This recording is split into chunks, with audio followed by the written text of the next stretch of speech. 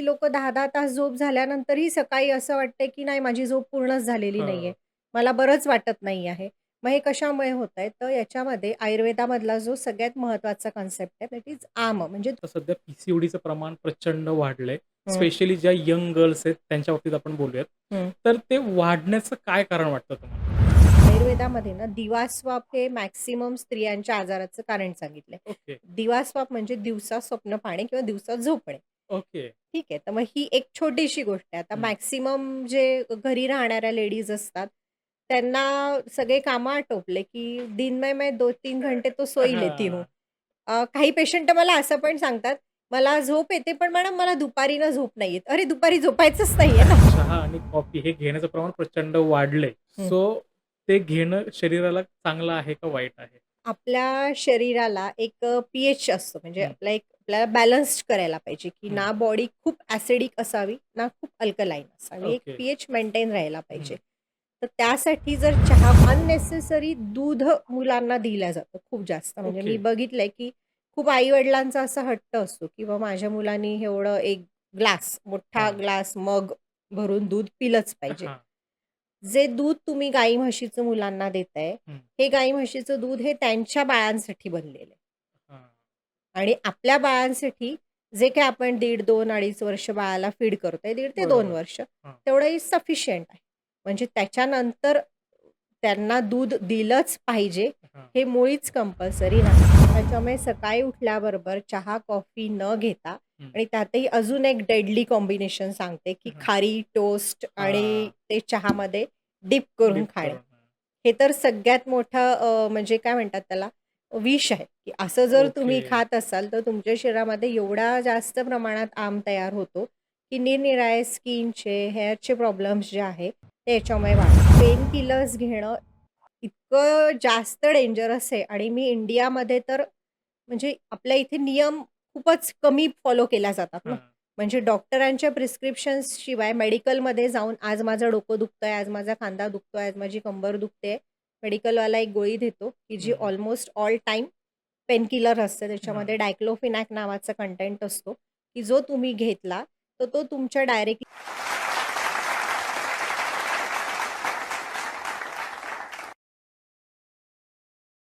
नमस्कार. मी गणेश कुंभार आपल्या सगळ्यांचं स्वागत करतो. इन्फॉर्मेशन बरोबर मोटिव्हेशन देणाऱ्या जगप्रसिद्ध चॅनलमध्ये ज्याचं नाव आहे गोष्ट फायद्याची. तर इथे आहे तुमचा फायदा, हाच आमचा वायदा. आणि आज फायद्याची गोष्ट सांगण्यासाठी आपल्या स्टुडिओमध्ये आलेले आहेत, ज्यांची 22 वर्ष आयुर्वेदामध्ये प्रॅक्टिस आहे, अशा रश्मी दांडे मॅडम. मॅडम तुमचं आमच्या स्टुडिओमध्ये खूप खूप स्वागत आहे. Thank you. रिपोर्ट्स बघितल्या तर नॉर्मल असतात. हां. पण सतत काहीतरी दुखतंय. हं, सकाळी उठल्यावरती फ्रेश वाटत नाहीये. हं, आपण आजारी असल्यासारखं असं फिलिंग येतं. हं. त्यामागचं काय कारण असेल? जेव्हा रिपोर्ट्स नॉर्मल असतात ना, तर हे जे पॅरामीटर्स आहेत, ते ओव्हरऑल एक WHO ने ठरवलेले पॅरामीटर्स असतात. पण जसा प्रत्येक माणूस वेगळा आहे, हं, वी आर युनिक पर्सनॅलिटीज. बरोबर. मग ते सगळ्यांसाठी एकच रिपोर्ट लागू पडत नाही. हां, त्याच्यामुळे काय होतं, की तुमचे रिपोर्ट्स जरी नॉर्मल असेल, पण तरी तुम्हाला पर्सनल लेव्हलवर किंवा एका प्रत्येकाच्या प्रकृतीनुसार जो काही बदल घडतो आहे, हां. त्यामुळे तुम्हाला हे सिम्प्टम्स येऊ शकतात. आणि ओके. बऱ्याच वेळेला रिपोर्ट्सवर न जाता आपण हे बघितलं पाहिजे, की मी स्वतःला किती फ्रेश फील करते आहे. हां, सकाळी उठल्यावर मला किती फ्रेश वाटतं आहे किंवा उत्साह येतो आहे का? हां, किंवा असं पण होतं, की लोकं 10-10 तास झोप झाल्यानंतरही सकाळी असं वाटतंय, की नाही माझी झोप पूर्णच झालेली नाहीये. हो. मला बरंच वाटत नाही आहे. मग हे कशामुळे होतंय? तर याच्यामध्ये आयुर्वेदामधला जो सगळ्यात महत्त्वाचा कन्सेप्ट आहे दॅट इज आम म्हणजे तुमच्या शरीरामध्ये जेव्हा टॉक्सिन्स लेव्हल खूप जास्त प्रमाणात असतात, ओके. भलेही तुमचे रिपोर्ट्स नॉर्मल असतील, कारण आयुर्वेद हा खूप सूक्ष्म, हां. अतिसूक्ष्म विचार करतो. मग हा जे टॉक्सिन्स लेव्हल जर जास्त असतील, तर मग हे सगळे सिम्प्टम्स येणारच, की सकाळी ओके. उठल्यावर थकवा जाणवणे, चिड होणे हां, हां. किंवा अगदी थोडं काम केलं तरी थकवा येतो आहे, स्टॅमिना पुरत नाही आहे, या सगळ्या गोष्टी दिसतात. त्यामुळे मॅक्सिमम टाईम्स रिपोर्ट्सवर न जाता तुम्ही तुमचं आयुर्वेदिक पद्धतीने हेल्थ एनालिसिस करायला हवं आणि त्या हिशोबाने रूट कॉज शोधून मग ट्रीटमेंट करायला हवी. पण अर्थात तुम्ही जसं म्हणताय, की टॉक्सिन्सचं प्रमाण वाढलं तर ते होतं. हं. पण मग टॉक्सिन्स वाढण्याची काय कारणं आहेत? टॉक्सिन्स वाढण्याची कारणं आपण जर आता बघू, की आपलं जे काही फूड आपल्या घरापर्यंत पोहोचतंय, हे हां. सगळ्यांनाच माहिती आहे, की जमिनीचा कस पूर्णपणे हो, गेलेला आहे. हो. खूप जास्त प्रमाणामध्ये केमिकल्स म्हणजे जी काही फवारणी पिकांवर केली जाते ते. म्हणजे जे जेवढं फ्रेश असेल, ते तेवढं फ्रेश दिसण्यासाठी त्याच्यावर काय-काय केलं गेलं असेल, वी हां. Don't know. त्यानंतर आपली लाईफस्टाईल, स्ट्रेस लेव्हल आज प्रत्येकालाच म्हणजे जीवनात कुठेतरी जायचंय, धावायचंय. जायचं. हां.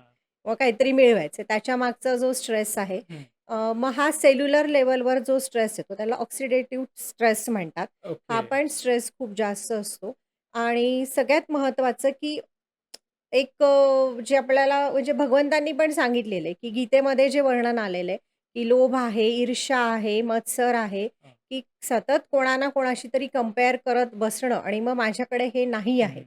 या सगळ्या गोष्टींचा देखील आपल्या हेल्थवर परिणाम हो. होतो आणि मग ह्या शरीरामध्ये हे टॉक्सिन्स आम म्हणतात त्याला, ओके. की तो जमायला लागतो आणि इट ब्लॉक्स युअर ऑल हं. सर्क्युलेशन आणि मग वेगवेगळे डिसीजेस त्याच्यातून येतात.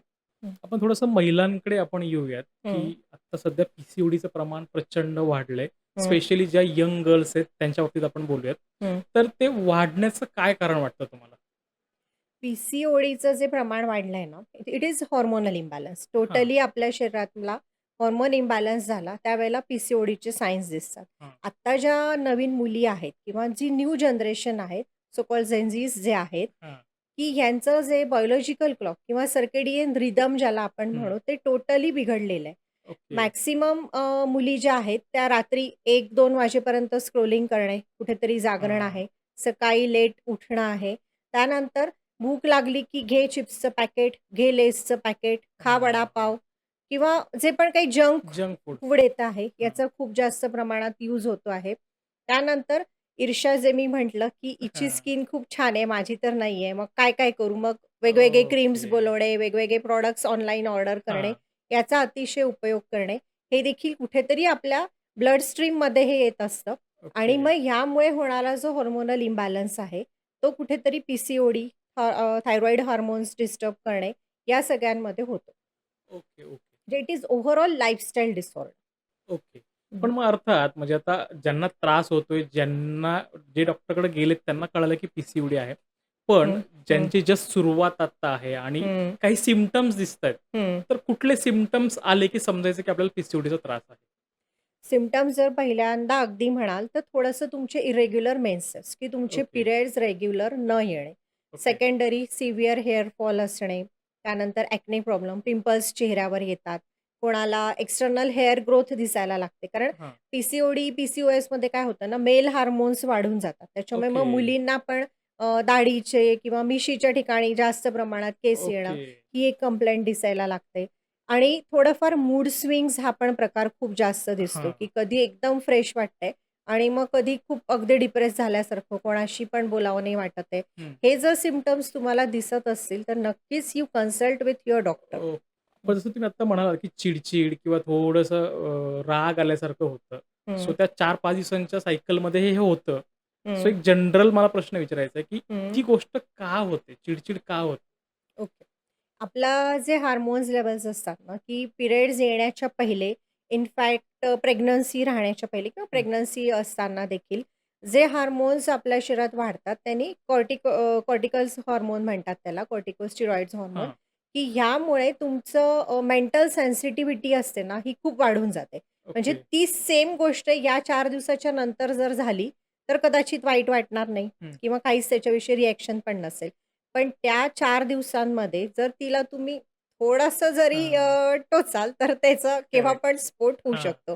कारण ओव्हरऑल सेन्सिटिव्हिटी खूप वाढून जाते आणि याला आयुर्वेदामध्ये आपण असं म्हणू, की हा पित्ताचा पिरियड असतो, की ज्यावेळेला ओके. शरीरामध्ये पित्त थोडंसं ॲग्रॅव्हेट होतं. कारण हां. जिथे पण ट्रान्सफॉर्मेशन आहे, तिथे पित्ताचा एक कन्सेप्ट येतो, की शरीरातला ओके. पित्त दोष जो आहे, हा कारणीभूत असतो हां. आणि ज्यावेळेला पित्त खवळतं हां. मग तुम्ही त्यांना काहीच नाही करू हां. शकत किंवा त्यावेळेला हा राग येण्याचं प्रमाण जरा किंवा ओव्हरऑलच मूड स्विंग्सचं प्रमाण वाढून जातं.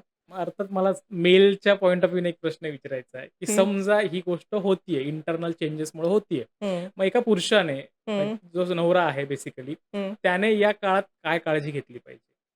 पुरुषांना मी एकच सांगेल म्हणजे एक लेडीज म्हणजे एक त्यांचे रिप्रेझेंटेटिव्ह हां. म्हणून पण मी हेच सांगेल, की त्यावेळेला फक्त ओके, बरं ठीक आहे. तू ओके, म्हणते ना बाई ते ओके आहे. जर ओके. त्यावेळेला एक फक्त मॉरल सपोर्ट जरी दिला, हं. की ठीक आहे तुला जे होतंय किंवा जे होतंय हे मी समजतो आहे आणि मी तुझ्यासोबत आहे. एवढं ओके. जरी केलं तरी सफिशियंट आहे. कारण 4 दिवसानंतर सगळं हे चेंज हां. होणारच आहे. Correct, correct. हं. पण अगेन मला याच प्रश्नावरती परत यायचंय. समजा ही गोष्ट होतीये, हं, पण मग त्या 4 दिवसामध्ये त्या हं, स्त्रीला त्रासही नाही झाला पाहिजे हं, आणि ती काम राहिली पाहिजे, हं. यासाठी काय उपाय आहेत का? हो, 100% जसं मी बोलली, की आता पित्ताचा इम्बॅलन्स होतो आहे. हां, मग या पित्ताला बॅलन्स करण्यासाठी तुम्ही काही तुमच्या आहारामध्ये किंवा तुमच्या जीवनशैलीमध्ये काही हां. बदल आपण करू शकतो. जसं की आहारात एक काळा मनुका हा ओके. श्रेष्ठ विरेचक सांगितलेला आहे, की हां. विरेचक म्हणजे जे काही शरीरात एक्सेस पित्त झालेलं आहे, हे काढण्यासाठी याचा उपयोग होतो.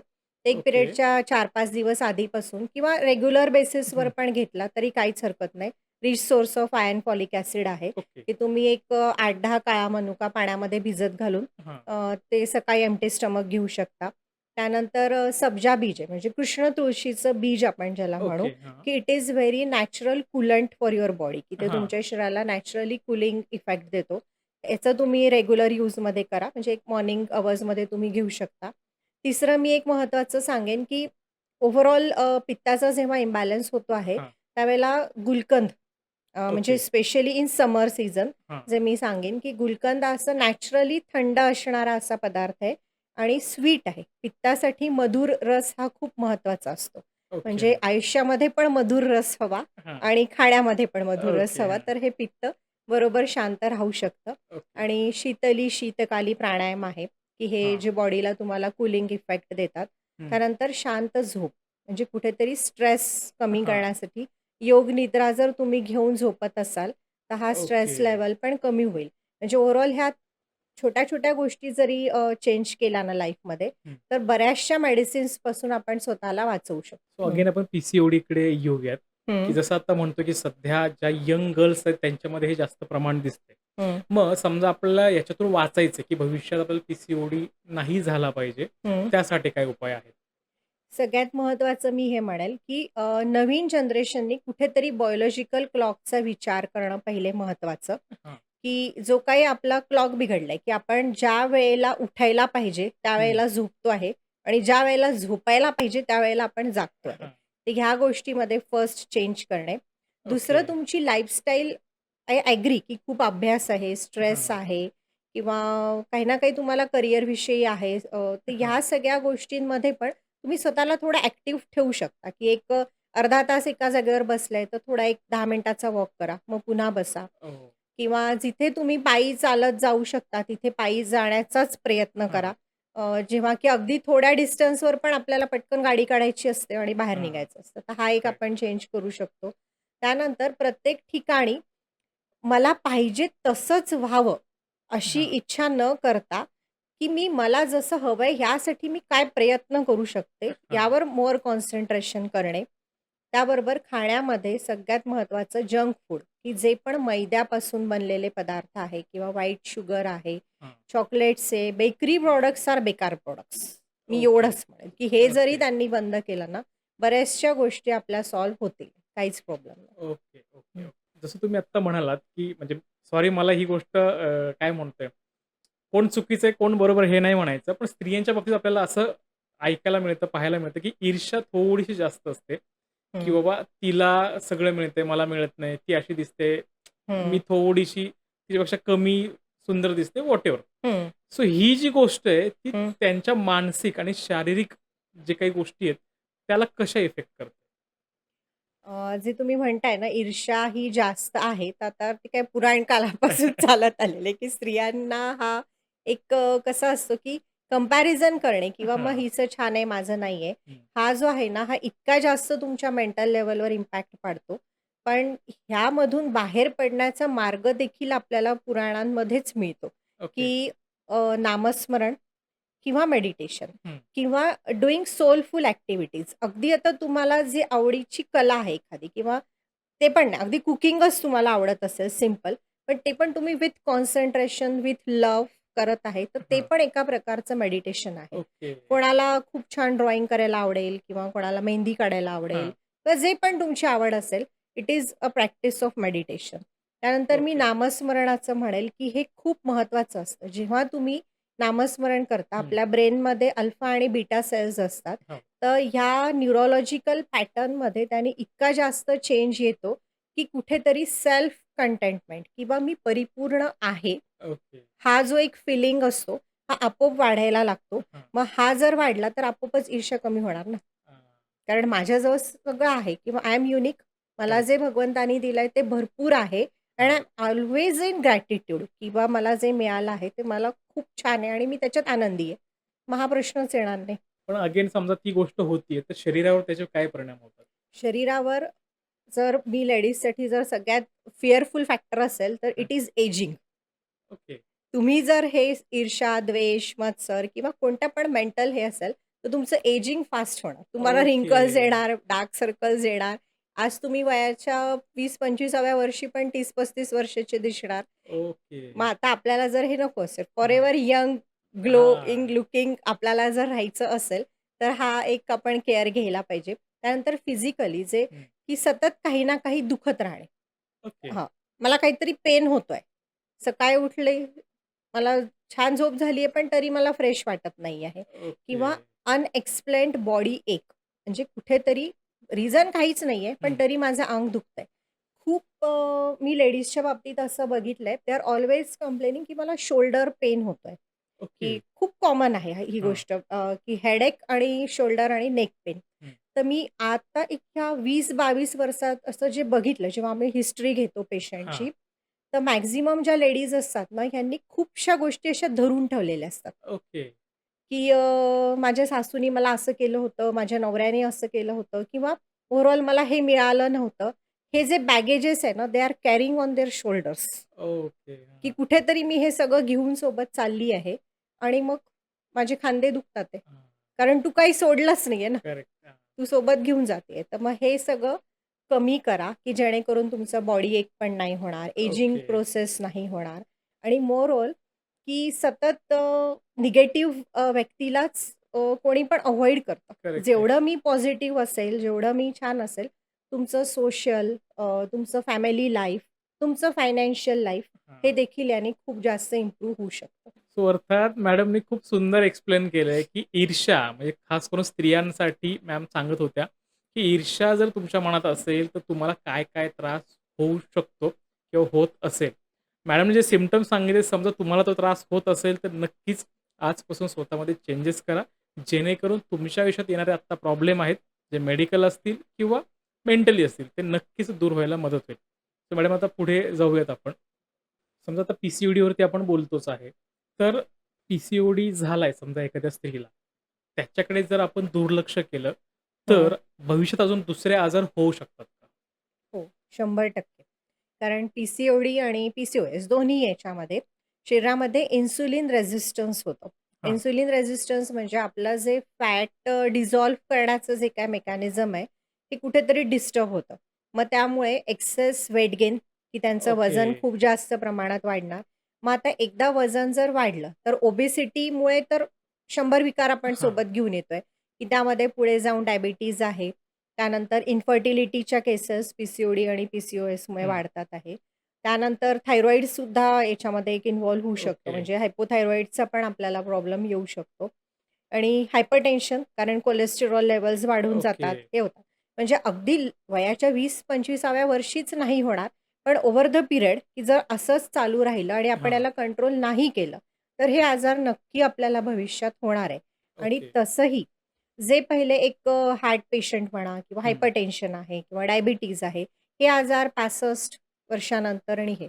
पण आता आपण बघतोच आहे, की वयाच्या 30-40व्या हो. वर्षापासून लोकांना आता हे होतंय. करेक्ट. मग डे बाय डे जनरेशन कुठेतरी वीक होते. हां. मग आपण हा आपल्यासाठी अलार्मिंग साइन समजायला पाहिजे, की मी किती लवकर हेल्थविषयी जागरूक होईल, की जेणेकरून अशा आजारांपासून मी दूर राहू शकेल. पण मग अर्थात हं.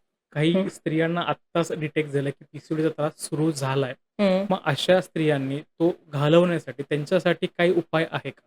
हो, पी-सी-ओ-डी जर अगदी रिसेंटली डिटेक्ट असेल, तर सगळ्यात पहिले तुम्ही लाईफस्टाईल चेंजेस करा. हां. बघा, की आपल्या दिवसभराच्या रुटीनमध्ये आपण काय चुका करतो आहे.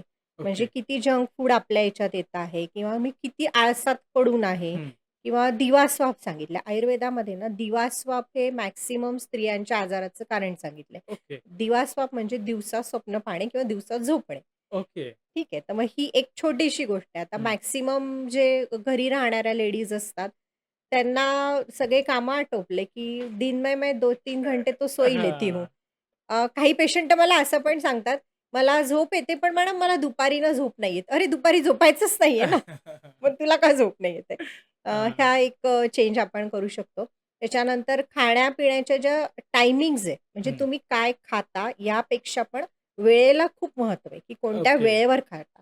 कारण मॅक्सिमम ॲसिडिटी आहे, हं. मायग्रेन्स आहे किंवा जे पण अपचनाचे विकार आहेत, म्हणजे डायजेस्टिव्ह रिलेटेड, हां. हे सगळे अवेळी खाण्यामुळे होतात. म्हणजे ओके. खाण्यापेक्षा तुम्ही आज मी 10 वाजता जेवण करते, उद्या 12 वाजता करते, मग आज तर वेळच नाही मिळाला, मग मी 3-4 वाजता जेवण अ, करते. असं करू नका. एक फिक्स्ड आपलं टायमिंग ठेवा, की मी त्यावेळेला मी जेवणार म्हणजे जेवणारच किंवा खाणार. ओके. त्यानंतर खाण्यामध्ये जे आहे ना, की प्रोटीनचा जो सोर्स आहे, हं. म्हणजे आयुर्वेदामध्ये हिरवे मूग आहेत, की हं. त्याला श्रेष्ठ प्रोटीनचा सोर्स म्हटलेलं आहे. ओके. तर या मुगाच्या डाळीचा आपण ज्या ज्या प्रकाराने उपयोग करू शकतो, हां. तो एक तर ब्रेकफास्टमध्ये आहे किंवा लंचमध्ये आहे किंवा डिनरमध्ये आहे. हं. तो जितक्या जास्त प्रमाणात करू, तेवढा पण आपलं म्हणजे फॅट लॉस जे आहे, कारण हां, हां, हां. पी-सी-ओ-डी किंवा थायरॉइडवाले पेशंट यांच्यामध्ये वेट गेन हा इश्यू असतोच. करेक्ट. मग हा प्रोटीन एक हे केला, तर तो एक मॅटर सॉल्व्ह होऊ शकतं. हां. सोबत एक्सरसाइज मी सगळ्यात जास्त म्हणेल, की अर्धं काम जर तुमचं डाएट करत असेल, तर हां. 50% तुमची एक्सरसाइज खूप महत्त्वाची ओके. आहे. कारण कुठेतरी एक शरीरामध्ये गौरव म्हणा, की हं. लेझीनेस जरा आलेला हं. असतो, तर तो एक्सरसाइजनीच जाऊ शकतो आणि ओके. शरीरामध्ये प्रॉपरली व्हिटॅमिन डी, कॅल्शियम आणि ओव्हरऑल सगळे हार्मोन्स जर बॅलन्स ठेवायचे हं. असतील, तर तुम्हाला सनलाईटमध्ये एक ब्रिस्क वॉक ओके. म्हणजे 2 मैत्रिणी सोबत गप्पा गोष्टी करत फिरतात आहे, ते नाही. हां. धाप लागेपर्यंतचा वॉक. ओके. हा खूप महत्त्वाचा आहे. हा चेंज एक करा. त्यानंतर थोडंसं मेंटल लेव्हलवर स्वतःला हं. शांत ठेवण्यासाठी किंवा जे काही आहे ते एक्सेप्ट करून यामध्ये मी काय बदल करू शकते? म्हणजे वे आउट काढण्याची एक हां, हां. प्रवृत्ती जर स्वतःमध्ये आणली, तर आपण खूप आजारांपासून वाचू शकतो आणि पी-सी-ओ-डी आणि पी-सी-ओ-एस या दोघांसाठी तर मी हे सांगेल, की लाईफस्टाईल, एक्सरसाइज आणि युअर डाएट या ओके. 3 गोष्टी खूप महत्त्वाच्या आहेत. हं. जसं तुम्ही आता एक्सरसाइज सांगितलं, तसं हं, काही महिलांचं असं म्हणणं असतं, की दिवसभर मी एवढं काम करते, इतकी हालचाल होते, मग हं, एक्सरसाइज करायची काय गरज आहे वेगळी? हं. तर एक्सरसाइज हा खूप लोकांचा कन्सेप्ट आहे. म्हणजे हां. मॅक्सिमम पेशंट मॅडम मला तर वेळच नसतो. इतके कामं असतात, इतके कामं हां. असतात. पण that is our daily work. म्हणजे कुठेतरी आपल्या शरीराला त्याची सवय झालेली असते. हां. आणि जे काही योग आहे किंवा प्राणायाम आहे किंवा एरोबिक्सच्या एक्सरसाइज आहे हं. किंवा स्ट्रेचिंग आहे, कार्डिओ आहे. हे जे हां. वेगवेगळे व्यायामाचे प्रकार आहेत, यामध्ये आपण काही विशिष्ट हालचाली करतो आहे, की जेणेकरून त्या अवयवाला त्याचं जे काही एक बल मिळत आहे किंवा ओके. तुमच्या मसल्स बिल्डअप होत आहे. पण ते तुम्ही घरामध्ये कितीही कामं केले, तरी ती स्पेशल तसं एक हं. व्यायाम तयार होणं असं शक्यच नाही आहे. हां. किंवा आता घरी पण पहिलेसारखे व्यायाम शक्य नाही. तुमच्याकडे तुम्हाला जात्यावर दळायचं नाहीये. हां.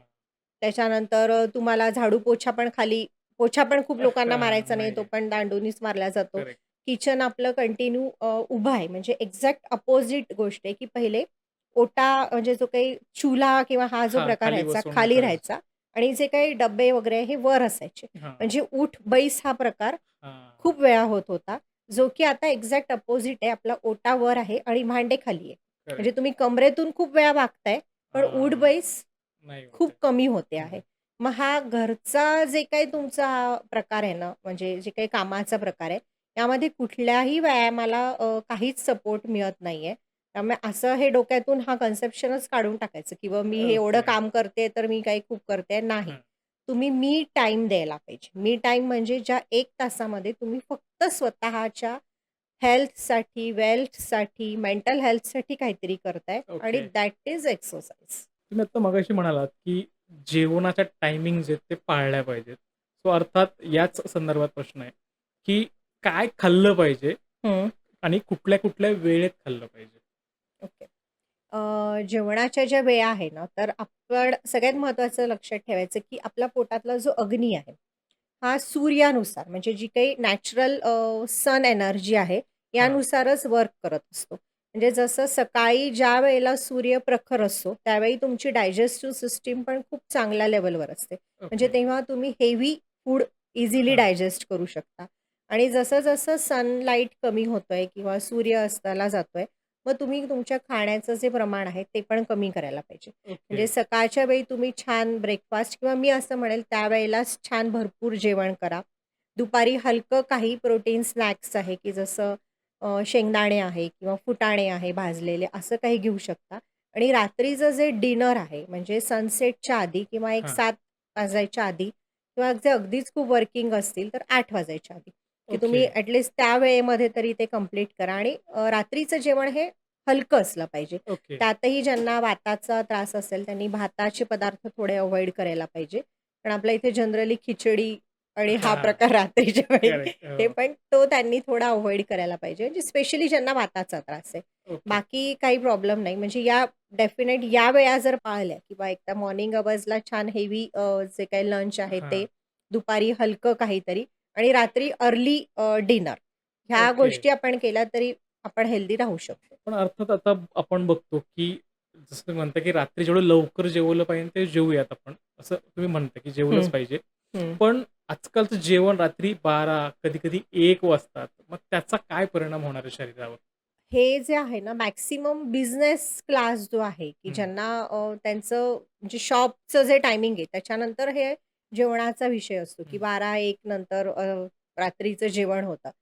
आणि मग जेवणानंतर जर तुम्ही लगेच झोपत आहे, तर ती जी आपली जसं तुमची हं, ओव्हरऑल सिस्टम रात्री काय हं. होते, शांत होते ना, करेक्ट. म्हणजे बॉडी रेज्युनेशनवर जाते आहे. पण बरोबर. त्यावेळेला जर ह्या एक्सेस सिस्टमवर जर बर्डन येतंय, म्हणजे हं, डायजेस्टिव्ह सिस्टमवर एक्स्ट्रा लोड येत आहे, त्यावेळेला ती प्रॉपरली वर्क करू शकत नाही. आणि मग शरीरामध्ये जे मी म्हटलं, की जो आयुर्वेदातला मेन कन्सेप्ट आहे, हां. की हे हळू-हळू जमा व्हायला लागतं आणि मग it creates blockages in every organ. Okay. Heart blockages आहे, फॅटी लिव्हर आहे, थायरॉइड, पी-सी-ओ-डीचे जे प्रॉब्लेम्स आहे, हे सगळे हळू तुम्हाला जास्त दिसायला लागतील. आता आपण थायरॉइडवरती येऊयात, की बऱ्याचदा आपण पाहायला मिळतं, की मॅक्सिमम स्त्रियांना तो त्रास असतो. सो मग त्यामागची एक्झॅक्टली कारणं काय आहेत, की तो कशामुळे होतो? हं. ॲक्चुअली म्हणजे 99% स्त्रियांमध्ये म्हणजे हं. जो काही थायरॉईडचं प्रमाण आहे, अगदी 10% समजा मेल्समध्ये असेल, की हां, ते जास्त प्रमाणात वुमन्समध्येच होत आहे. हां, का होतंय? कारण हार्मोनल शिफ्ट जो आहे, हा लेडीज किंवा एक ओव्हरऑल स्त्रीच्या शरीरामध्ये खूप जास्त असतो. जसा की जेव्हा मेनार्क म्हणजे जेव्हा पिरियड्स चालू होणार असतील, हां. एक 12 ते 15 वर्षाचं जे वय आहे, हं. त्या वयामध्ये खूप मोठा हार्मोनल शिफ्ट बॉडीमध्ये होतो. सेकंड स्टेजेस की जेव्हा डिलिव्हरी किंवा प्रेग्नन्सीवाला जो पिरियड असतो, त्यावेळेला हार्मोनल डिस्टर्बन्सेस जास्त ओके. असतात. हां. आणि थर्ड इज द मेनोपॉज म्हणजे जेव्हा आपले हार्मोन्स हळू डाऊन येतात आहे हं. आणि आता पिरियड्स जाणार आहे किंवा मेनोपॉज. हां. म्हणजे हा एवढा मोठा जो शिफ्ट आहे ना, तो फक्त फिमेल्सच्याच बॉडीमध्ये होतो. ओके. कारण मेल्सच्या शरीरामध्ये एवढा जास्त हार्मोन्सचा हं. चेंज होत नाही. मेनोपॉज किंवा पॉज जो आहे, हा पुरुषांमध्ये देखील असतो. पण दॅट इज लॅटर ऑन, की एक ओके. 40-50s नंतर जो येतोय. पण स्त्रियांना जे या रोलर कोस्टरवर जावं हं. लागतंय, की कधी एकदम हार्मोन्स खाली येतात आहे, वर हां. होतात आहे. मग ह्या सगळ्यामुळे जी मेन आपली ग्रोथ हार्मोन जिथून सिक्रेट होतो हं. That is thyroid Gland. Okay. आणि हे सगळं ग्रोथशी रिलेटेड आहे. त्यामुळे स्त्रियांमध्ये थायरॉइडचं प्रमाण जास्त प्रमाणात दिसून येतं. Okay, okay. पण हं. एक्झॅक्टली तुम्ही आता इतक्या 22 वर्ष झालं प्रॅक्टिस करताय. पण मॅक्सिमम कुठलं कारण वाटतं तुम्हाला, की मॅक्सिमम स्त्रियांमध्ये थायरॉईड होण्याचं कारण जे तुम्ही आयडेंटिफाय केलंय? मॅक्सिमम जे मी आयडेंटिफाईड केलंय दॅट इज स्लो मेटाबॉलिझम म्हणजे त्यांची जी पचनाची क्रिया असते, ही ओके. खूप जास्त मंदावलेली असते. म्हणजे ओव्हरऑल ॲक्टिव्हिटीज कमी असणे म्हणा किंवा जे काही एक ओव्हरऑल लाईफस्टाईल प्रॉपर नसणे किंवा कंटिन्यू सतत आजूबाजूच्या परिस्थितीचा किंवा कोणा ना कोणाचा हं. विचार करत राहणे. मला हे करायचंय, ते करायचंय आणि मग स्वतःकडे दुर्लक्ष करणे. Okay, okay. त्यामध्ये अगदी जेवणाच्या वेळा न पाळण्यापासून, रात्रीची झोप डिस्टर्ब हं. होण्यापासून सगळ्याच गोष्टी आल्या, की मग मी हे जर सगळं फॉलो करत नाही आहे आणि सतत कुटुंबासाठीच झटते किंवा तो विचार करते आहे, आणि त्यातल्या त्यात जर मी इंडियामध्ये म्हणेल, हं. तर ॲनिमिया म्हणजे शरीरामध्ये रक्ताची कमतरता असणे. ओके. हा स्त्रियांमधला सगळ्यात मेन इश्यू आहे थायरॉईड होण्यामध्ये. थोडंसं मला परत एकदा पिरियड्सकडे यायचंय. स्त्रियांचे जे पिरियड्स आहेत. हं. आत्ता आपण बघतो, की मुलींना जे आत्ता लहान-लहान मुली आहेत, त्यांना 6-7 वर्षामध्येच पिरियड्स यायला लागलेत.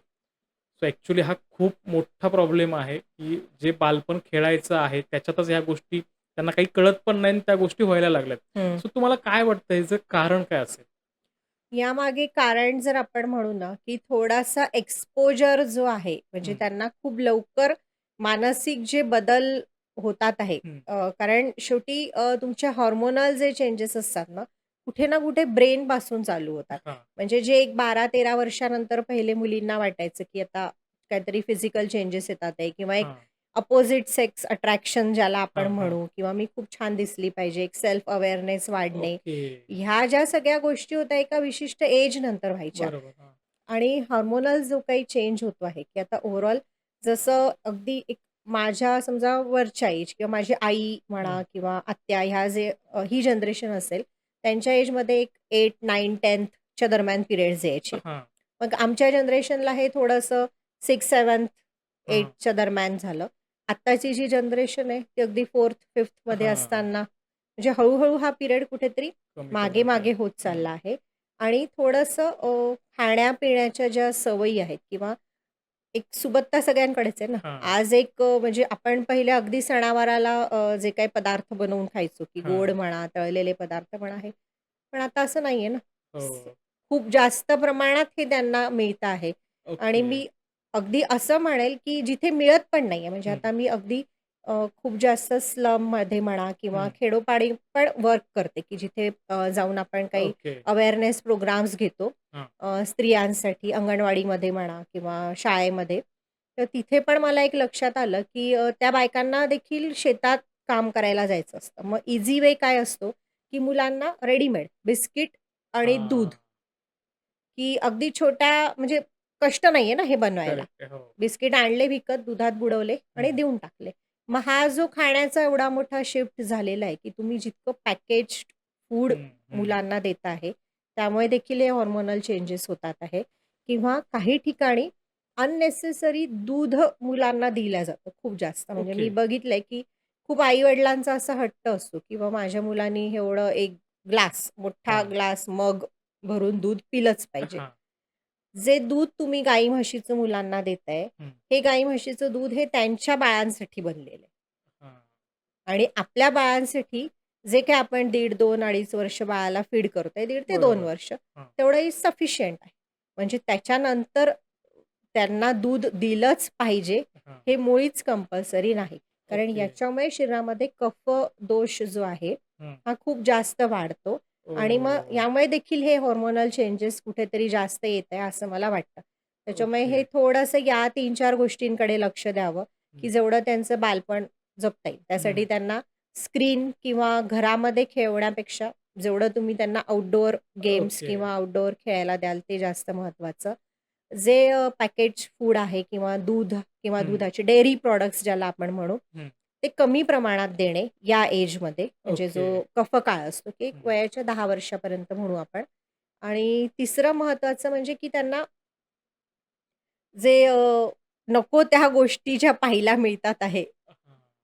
त्यापासून आपल्याला कसं त्यांना दूर करता येईल ओके. किंवा एक ओव्हरऑल आपले जे संस्कार आपण जे हं. म्हणतो, की थोडंसं स्पिरिच्युअल कोशंट त्यांचा वाढवायला पाहिजे. ओके. स्पिरिच्युअल कोशंट वाढवायला पाहिजे हं. म्हणजे अगदी सुरुवात आपण फक्त संध्याकाळच्या आपलं जे आपण शुभं शुभम करोती करोती. म्हणतो, हं. तिथूनच करा. एवढंच ओके. म्हणेल, की हे एका आईनी पण करावं आणि आपल्या मुलांना पण करावं. ओके. म्हणजे आपण इथे खूप सूक्ष्म विचार करतोय, की त्यांच्या या मेंटल लेव्हलपासून त्यांना हां. चेंज करतो आहे. तर मग कदाचित हा प्रॉब्लेम बऱ्यापैकी सॉल्व्ह होऊ शकेल. तर तुम्ही जे सांगितलं ते ॲक्चुअली जे प्रेक्षक आता बघतायत ते फॉलो करतीलच. पण हं, तरी जे आत्ता हं, आई-वडील आहेत आणि त्यांची मुलगी लहान आहे, जी आता हं, 5, 6, 7 वर्षाची आहे आणि त्यांना असं हं, वाटतं, की आपल्या मुलीलाही असे लवकर पिरियड्स नाही आले पाहिजेत. तर हं. त्यांनी काय काळजी घेतली पाहिजे? सगळ्यात पहिली काळजी, की डेअरी प्रॉडक्ट्स, मैद्याचे प्रॉडक्ट्स, शुगर म्हणजे व्हाईट हां. प्रॉडक्ट्स जे आहेत, ते कमीत कमी किंवा नाही दिले तर बेस्ट. ओके. म्हणजे आईनी म्हणजे आईला जे फीडिंग करायचंय ते पहिले 2 वर्ष करावं. हां. त्याच्यानंतर दुधाचा हट्ट करू नये. दुसरं महत्त्वाचं, की जे पॅकेट फूड आहे, की अगदी Lay's, कुरकुरेपासून तर जे बाहेरचे तळलेले किंवा हां. कलरफुल पॅकेट्समधले पदार्थ हे पूर्णपणे अव्हॉइड करणे. ओके. तिसरं महत्त्वाचं, त्यांना मैदानी खेळामध्ये जास्तीत जास्त इन्व्हॉल्व करणे. ओके. फिजिकल ॲक्टिव्हिटी, ना ओके. की घरात बसूनच त्यांना खेळवणे. फोर्थ इज इम्पॉर्टंट, की त्यांच्यावर अगदी लहानपणापासून स्पिरिच्युअल संस्कार करणे. ओके. अगदी एक दिवस ठरवून मंदिरात नेणे, शुभं करोती म्हणवून घेणे ओके. किंवा रामरक्षा म्हणवून घेणे, हं. हा एक चेंज करणे. आणि 5वं महत्त्वाचं म्हणजे ज्या गोष्टी आपल्याला असं वाटतं, की ह्यातून आपले हॉर्मोन्स कुठेतरी ॲक्टिव्ह हां. होणार आहे, की हां. जसं उत्तेजित काही सीरियल्स आहेत, ओके. मूव्हीज आहेत किंवा ह्या गोष्टींपासून त्यांना दूर ठेवणे. जितके ओके. दिवस तुम्ही अव्हॉइड करू शकता तितके दिवस तरी करणे. आता आपण परत एकदा पिरियड सायकलकडे येऊयात मोठ्यांच्या, की ज्यावेळेस ते 4 दिवस असतात, त्यावेळेस प्रचंड पोटात दुखत असतं आणि अशा वेळेस मग ते पेनकिलर घेतली जाते. हं. मग ती घेणे योग्य आहे, की त्याचे साइड इफेक्ट आहेत? पिरियड्सच्या वेळेला जर खूप जास्त पोट दुखत असेल, तर टॅबलेट्स घेणं ॲक्चुअली पूर्णपणे चुकीचंच आहे. पण अगदी काही एंडोमेट्रियोसिस सारखे काही हं. आजार असतात, की हं. ज्याच्यामध्ये थोडंफार औषधांची गरज पडू शकते. पण नॉर्मल कंडिशन्समध्ये ज्यावेळेला ॲब्डॉमिनल मसल्स पूर्ण वर्कमध्ये येतात, की हं. जो काही फ्लो आहे तो बाहेर काढायचा आहे. हं. तर दीज आर ओन्ली क्रॅम्प्स असतात. म्हणजे दॅट इज हां. मसल क्रॅम्प्स, की ओके. त्याच्यासाठी तुम्ही मेडिसिन न घेता काही एक्सटर्नल उपाय जसं थोडंसं गरम पाण्याच्या पिशवीनी शेकणे आहे ओके. किंवा पिरियड्स येण्याच्या पहिले थोडं पोटाचे जे काही व्यायाम सांगितले म्हणजे हं. भुजंगासन आहे किंवा सूर्यनमस्कार आहे, हं. हे करू शकता. त्यावेळेला थोडासा आहार हलका घेणे किंवा जसं आपल्या इथे 4 दिवसाचं सांगितले, की एक हं. रेस्ट हं. शरीराला देणे, की रेस्ट घेणे हे जर केलं, खाण्यामध्ये तेज, मिरची, मसालेवाले पदार्थ थोडे अव्हॉइड केले हां. आणि थोडं शांत राहिलं, तरी पण हा त्रास कमी होऊ शकतो. पण मग अर्थात बऱ्यापैकी आपण बघितलं 99% मुलींना, स्त्रियांना दुखतं हं, पोटामध्ये. हं. मग हे दुखलंच नाही पाहिजे ह्यासाठी काही उपाय आहे का? दुखलंच नाही पाहिजे, यासाठी आयुर्वेदामध्ये काही पॉवरफुल मेडिसिन्स हं. सांगितलेले आहे. तुम्ही आपल्या आयुर्वेदिक डॉक्टरांच्या सल्ल्याने घेऊ शकता. जसं शतावरी आहे. ओके. शतावरी कल्प तर तुम्ही तसंही वापरू हं. शकता, काहीच प्रॉब्लेम नाही. अशोकारिष्ट किंवा अशोक हा एक असा ड्रग आहे, की जो या सगळ्या प्रॉब्लेमपासून आपल्याला वाचवू शकतो. ओके. त्यानंतर पुष्यानुग चूर्ण सांगितले, की जे हं. पण अशोकपासूनच बनलेलं आहे. यांनी देखील पी-सी-ओ-डी, पी-सी-ओ-एसचा त्रास किंवा जो पेन होतो आहे हां. पिरियड्सच्या वेळेला, हा कमी होऊ शकतो. आणि सगळ्यात महत्त्वाचं जर मी म्हणेल, की थोडंसं आहारामध्ये जे आपण हं. रुटीनली घेऊ शकतो, की एक धने आणि जिऱ्याचं जे एक पावडर बनवून त्याचा चहासारखं उकळून म्हणजे ओके. पाण्यामध्ये हे जर घेतलं, तर त्यांनी मेटाबॉलिझम बूस्ट होतं आणि हा पिरियड पेन पण यानी कमी होऊ शकतो. ओके. त्यानंतर रक्त वाढण्याचे जे काही कंटेंट्स असतात, म्हणजे जसं अगदी खसखस आहे, त्यानंतर पेंडखजूर आहे, काळा मनुका आहे. ओके. याचा आहारामध्ये जास्तीत जास्त म्हणजे तुमच्या न्यूट्रिशनल लेव्हल हं. हं. चांगलं ठेवल्या, तर पण हा त्रास कमी होतो. आता आपण परत थायरॉइडकडे येऊयात. थायरॉइड होण्याची जी लक्षणं आहेत, ती हं. एक्झॅक्टली काय आहेत? जेव्हा थायरॉईड होणार असतो किंवा जेव्हा माझ्या शरीरात हे बदल चालू होतात ना, हां. त्यावेळेला अनएक्सप्लेन्ड वेट गेन म्हणजे कुठेतरी मी सगळे प्रयत्न करते, हं. की मी डाएट पण करते, मी एक्सरसाइज पण करते, पण तरी वजन कमी होत नाही. ओके. दुसरं महत्त्वाचं, की खूप जास्त कॉन्स्टिपेटेड बॉडी असते. म्हणजे हं. पोट साफ न होणे, ही प्रायमरी कंप्लेंट पेशंटची असते. ओके. म्हणजेच कुठेतरी माझं पचनाची जी क्रिया आहे, ही हां. मंद झालेली असते. हं. तिसरं थोडा इरेग्युलर मेन्स्ट्रुअल पिरियड्स यायला लागतात. तुमचे ओके. पिरियड्स जे पहिले रेग्युलर होतात, ते जरा हं. इरेग्युलर होतात. थकवा, सतत शरीरामध्ये थकवा जाणवतो.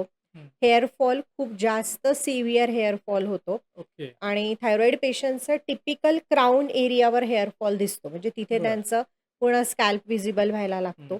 त्यानंतर स्वेलिंग किंवा इन्फ्लामेशन बॉडीमध्ये कुठेतरी सूज जाणवते, की ओके. आज होणारे जे कपडे असतात ते उद्या मला थोडेसे टाईट जाणवतात आणि ओके. परवा ते पुन्हा नॉर्मल होतात हं. आहे. हं. म्हणजे ही कुठेतरी शरीरावर सूज येते. ही जर काही अलार्मिंग सायन्स तुम्हाला दिसत असतील, तर go for the thyroid profile म्हणजे थायरॉईडच्या ओके. टेस्ट आपण करायला पाहिजे. हं. Okay, okay. पण हं. समजा थायरॉइड झाला असेल, तो हं. पूर्णपणे क्युअर होतो का? थायरॉईड जर तुम्हाला झाला असेल, तर हा पूर्णपणे क्युअर होऊ शकतो विथ इंटिग्रेटिव्ह ट्रीटमेंट मी याला हं. म्हणेल, की थोडासा आपण मॉडर्न मेडिसिन्स प्लस आयुर्वेदिक असा जर काही एक ओके. इंटिग्रेटिव्ह अप्रोच ठेवला, हां. तर इट कॅन बी पॉसिबल की आपण ह्याला पूर्ण रिव्हर्स करू शकतो. कारण शेवटी हा आपल्याला लक्षात आलंय की हा मेटाबॉलिझममुळे झालेला आहे, की हं. माझी कुठेतरी चयापचयाची क्रिया बिघडल्यामुळे हा आजार होतो करेक्ट. आहे. हो. मग हे जर मी व्यवस्थित करते आहे, तर मी थायरॉइडला देखील रिव्हर्स करू शकते. आपण बघतो की काही स्त्रियांना ज्यावेळेस थायरॉईड असतो त्यावेळेस मेडिसिन सुरू असतात, पण हं, तरीही फरक पडत नाही. म्हणजे केस फार ऑपरेशनपर्यंत जाते. मग ह्याच्यात हं. काय चुकत असेल? आता जसं आपण म्हटलं, की मेडिसिन इंटिग्रेटिव्ह अप्रोच. हं. तर जेव्हा थायरॉइड डिटेक्ट होत आहे, की लिओथायरॉक्सिन नावाची टॅबलेट त्यांना चालू होते. हं. पण ही गोळी तुम्ही घेत आहे, पण त्याचं शरीरात ॲब्झॉर्प्शन होत आहे का? कारण ओके. मेन तुमची ॲब्सॉर्प्शन सिस्टम किंवा तुमचं मेटाबॉलिझमच प्रॉपर काम करत नाही आहे. हां. तर ती टॅबलेट घेऊन पण ती शरीरामध्ये त्या लेव्हलमध्ये तिचं ॲब्सॉर्प्शन होत नाही. त्यामुळे गोळीचा डोज फक्त वाढत जातो. 25 मायक्रोग्रामपासून हं. चालू होऊन 100, 125, 175 पर्यंतचे पेशंट्स आहेत, की ओके. एवढ्या प्रमाणात डोस वाढतो आणि सिम्प्टम्स ॲज इट इज राहतात. हां. कारण त्याचं ॲब्सॉर्प्शन शरीरामध्ये प्रॉपर होत नाहीये. त्याबरोबर 80% जो T3 किंवा T4चं जे प्रोडक्शन आहे, की जे हं. आपल्या ओव्हरऑल हॉर्मोन रेग्युलेशनमध्ये वर्क करतं. 20%च थायरॉइड ग्लँडमध्ये होत आहे. ओके. हे जर बिघडलेलं असेल म्हणजे युअर गट जर लीकी असेल किंवा हं. आपण असं म्हणू, की आयुर्वेदामध्ये सर्व रोगांचं कारण हे मंद अग्नी सांगितलेलं आहे. ओके. सर्व रोगाअपी मंदाग्नौ. मग हा हं. अग्नीच जर तुमचा मंद आहे, तर हे गटमधून होणारं जे ॲब्सॉर्प्शन आहे, हे देखील प्रॉपर होणार नाही. ओके. त्याचबरोबर थर्डली थायरॉइडच्या पेशंटला फॅटी लिव्हर पण असतं. बऱ्याच वेळेला बरं. पाहिलं जातं, की त्यांना फॅटी लिव्हर असतं. म्हणजे जे एक्सेस फॅट असतं, हां. ते देखील लिव्हरमध्ये जमा व्हायला लागतं. म्हणजेच लिव्हरमधून होणाऱ्या ज्या डायजेस्टिव्ह प्रोसिजर आहे किंवा ज्या हं. शुद्धीकरणाच्या क्रिया आहे, त्या पण प्रॉपर हं. होत नाही आहेत. ओके. मग प्रत्येक वेळेला फक्त ह्या गोळीचाच डोस वाढवून तुम्ही म्हणजे पूर्ण त्या लेव्हलपर्यंत पेशंटला पोहोचवूच शकत नाही. जर प्रायमरी रूट कॉजवर म्हणजे तुमच्या गटवर, तुमच्या लिव्हरवर आणि हां. तुमच्या ओव्हरऑल ॲब्सॉर्प्शन प्रक्रियेवर जर काम केलं, तर हे सिम्प्टम्स 100% कमी होऊ शकतात. ओके. ओके. समजा आता ज्या स्त्रियांना थायरॉईड आहे, हं. सो त्यांनी त्यांचं डेली रुटीन कसं ठेवलं पाहिजे? ज्यांना थायरॉइड, हायपोथायरॉइड डिटेक्ट झालेला असेल, त्यांनी थोडंसं ॲक्टिव्ह लाईफस्टाईल म्हणजे हं. सकाळी अगदी ब्राह्म्य मुहूर्तावर उठणे. अगदीच ब्राह्म्य मुहूर्ताला पॉसिबल नसेल, हं. तरी मिनिमम 5:30, 6:30च्या आधी तरी उठायला पाहिजे. ओके. त्यानंतर सकाळचा जो स्टार्ट आहे, ॲसिडिक फूडनी न करता, हं. ॲसिडिक म्हणजे चहा, कॉफी यांनी न करता, ओके. थोडंसं आयुर्वेदिक हर्बल टीज ज्या आहेत, हं. त्याच्यामध्ये अगदी सिंपल जीरा वॉटर आहे, हळदीचं पाणी आहे. हळद जसं ओके. अँटी इन्फ्लॅमेटरी काम हं. करतं.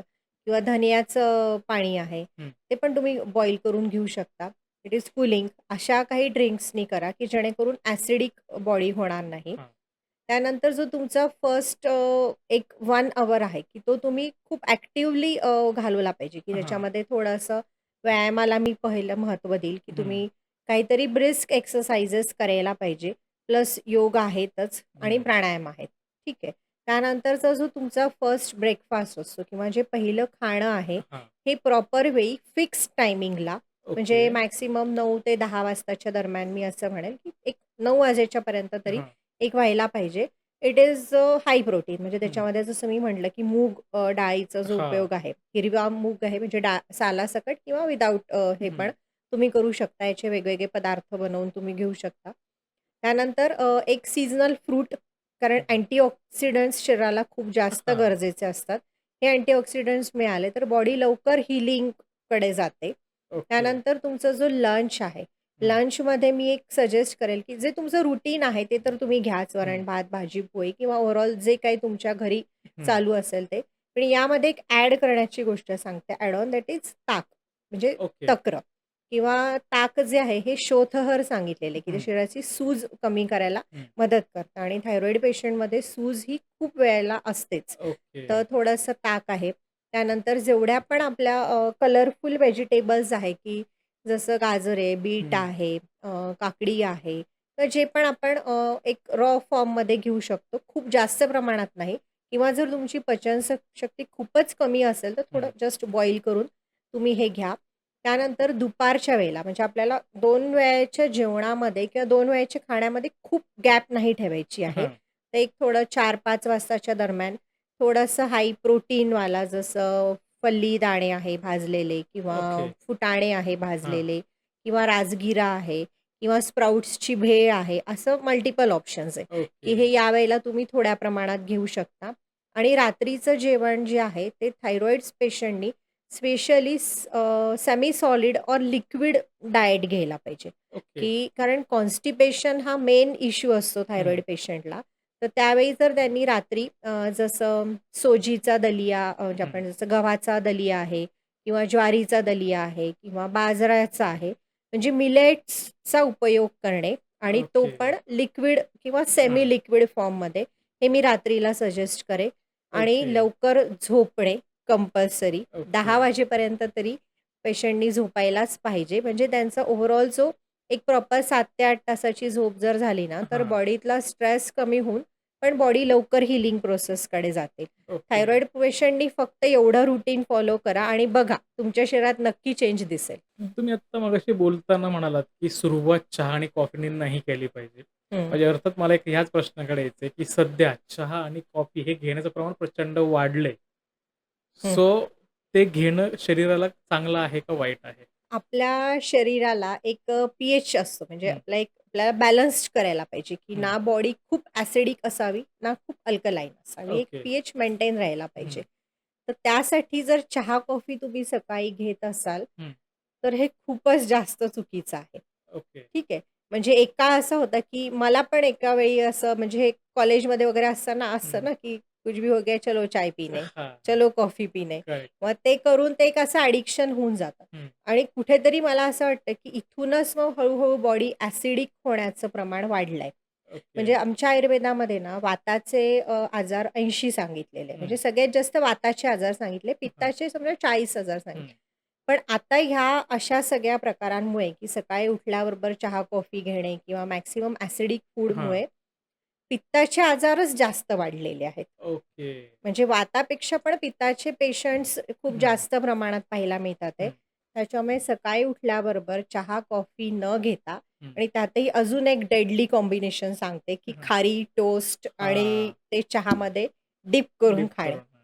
हे तर सगळ्यात मोठं म्हणजे काय म्हणतात त्याला विष आहे, की असं जर ओके. तुम्ही खात असाल, तर तुमच्या शरीरामध्ये एवढा जास्त प्रमाणात आम तयार होतो, की निरनिराळे स्किनचे, हेअरचे प्रॉब्लेम्स जे आहे, ते याच्यामुळे वाढतात. ओके. यू-टी-आय इन्फेक्शन्स आहे किंवा ओव्हरऑल आपण जे काही न्यूट्रिशन घेतो हं. आहे, याचं ॲब्झॉर्प्शन देखील या चहा, कॉफीमुळे शरीरामध्ये कमी होतं. तर ओके. मग थिंक स्मार्टली, की मला हेल्दी राहायचं आहे, हां. की मला माझ्या चॉईसेसवर जायचं आहे. ओके, हं. ओके. नाही मग तुम्ही काय सजेस्ट कराल? चहा पिला पाहिजे का नाहीच पिला पाहिजे? नाहीच पिला पाहिजे. Okay, okay, okay. आणि अगदीच तुम्ही खूपच चहा वेडे असाल, तर ते हां, जरा याच्यावर ऑब्जेक्शन घेतील. हां. घ्यायचाच असेल, तर सकाळी एम्प्टी स्टमक नका घेऊ. एक ओके. थोडासा तुमचा ब्रेकफास्ट नंतर वगैरे तुम्ही अर्धा 1 कप आवड म्हणून घेऊ शकता. पण ॲडिक्शन म्हणून तर मुळीच नाही. आपण परत अ, पेयाकडेच येऊयात. अर्थात पाणी. हं, पाण्याशिवाय आपण जगूच शकत नाही. हं. सो पाणी पिण्याची योग्य पद्धत काय असते? पाणी पिण्याची योग्य पद्धत. आता आपल्याला देवाने दिलेलं आहे ना, की केव्हा मला तहान लागली, हां. हे मला कळतं आता. हं, कारण हा जरा खूप अपप्रचार झालाय, की हं. खूप पाणी प्या, हो. म्हणजे वजन कमी होईल किंवा सकाळी उठल्या-उठल्या अगदी पाणी प्या. लोकं लिटर-लिटर म्हणजे हां. 5-5 लिटर पाणी पितात. पण आयुर्वेदानुसार हे पाणी देखील शरीरात पचावं लागतं. म्हणजे हं. ते पचण्यासाठी देखील आपल्या अग्नीला काम करावं लागतं. ओके, त्याच्यामुळे जेव्हा तहान लागेल, तेव्हाच तुम्हाला पाणी प्यायचं आहे. पाणी बसून प्या. म्हणजे ओके. खूप वेळेला काय होतं आता आपलं आरो, माठ किंवा हे सगळं ओट्यावर वर हां. असतं. त्याच्यामुळे मॅक्सिमम लोकं उभं राहून पाणी पितात. तर करेक्ट. सध्या टाचेचं दुखणं म्हणजे हं, हं. अँकलला किंवा स्पेशली टाचेचं जे दुखणं आहे, हां. हे इतकं वाढलं आहे आणि त्याच्यामागे हे मेन रिझन दिलं आहे, की उभं ओके. राहून पाणी पिणे. तर तुम्ही बसून पाणी प्या. जिथे पण तुम्हाला आणि एका वेळेला खूप मोठं पाणीपेक्षा म्हणजे हं. खूप ग्लासभर पिण्यापेक्षा थोडं-थोडं तुम्ही घेऊ शकता. किंवा मी टेंटेटिव्हली एक असं सांगेल, की 25 किलोला 1 लिटर पाणी सफिशियंट असतं. मग ओके. आता तुमचं वेट ज्या हिशोबाने असेल, त्या हिशोबाने जनरली तुम्हाला पाणी लागेल. म्हणजे तुम्ही 50 किलोचे असाल, तर तुम्हाला 1.5 ते 2 लिटर पाणी हे सफिशियंट आहे. ओके. त्याच्यामुळे हे असं चुकूनही करायचं नाही, की मला वजन कमी करायचंय म्हणून मी खूप जास्त पाणी पेईल हां. किंवा मग उभं राहून पाणी पेईन. अ, आणि पाणी म्हणजे फक्त पाणीच नाहीये ना, बाकी आपण वॉटरी कंटेंटवाले हो, फूड हो. पण घेतो. आहारात हो. घेतो. काकडी आहे किंवा ज्युसेस आहे हे. यानी पण वॉटर जातच असतं करेक्ट. पोटामध्ये. हां. हे सगळं बॅलन्स्ड करून पाण्याचा इंटेक असायला हवा. सो अर्थात मॅडमनी खूप सुंदर हा मुद्दा एक्सप्लेन केलाय, की तुम्हालाही असं वाटतं, की तुमचे पाय किंवा टाचा अचानक दुखायला लागल्यात, तर लक्षात ठेवा, की तुम्ही उभं राहून पाणी पिताय का? हे बघा आणि जर पीत असाल तर आजच थांबवा, बसून पाणी प्या. जेणेकरून तुम्हाला तो त्रास होणार नाही. ओके, आता पुढे जाऊयात परत. आता असं म्हणतात, की थायरॉइडमध्ये वजन वाढतं आणि ते कंट्रोल करण्याच्या बाहेर जातं. हं. मग ही प्रोसेस जी आहे, की वजन तर कंट्रोलमध्ये ठेवायचं आहे आणि थायरॉइड तर आहे. मग त्यासाठी काय करता येईल? वजन कमी करायचं आहे आणि मला थायरॉइड पण आहे. हां. हा म्हणजे असा यक्ष प्रश्न आहे. हां. कारण हा फक्त एका ट्रिकनी किंवा एका गोष्टीनी होण्यासारखी ही हां. गोष्ट नाही. कारण आपली जी हेल्थ असते ना 3 पिलर्सवर आहे, की हं. जसं आहार, निद्रा आणि ब्रह्मचर्य. हां. या 3 गोष्टी महत्त्वाच्या सांगितल्या तुमची ओव्हरऑल हेल्थ मेंटेन करण्यासाठी. हां. वात, पित्त, कफ हे 3 दोष सांगितले, की हे बॅलन्स्ड असायला हवे हां. आणि सत्व, रज आणि तम म्हणजे हं. 3 गुण आहेत, की हे करेक्ट. पण बॅलन्स्ड असायला पाहिजे. हां. आता हा ओव्हरऑल बॅलन्स्ड जेव्हा आपण साधू, हं. त्यावेळेला हे वजन कमी व्हायला मदत होते. मग आता हे कसं करायचं? तर आता सगळ्यात पहिलं जे आहे, की मी जे म्हटलं, की आहार, निद्रा आणि ब्रह्मचर्य. हां. तुमच्या आहाराचं नियोजन करा प्रॉपरली, ओके. की जे वेट लॉस करण्यासाठीचा जो आहार आहे किंवा आयुर्वेदामध्ये जो हलका आणि पचायला म्हणजे जो पटकन पचेल असा आहार.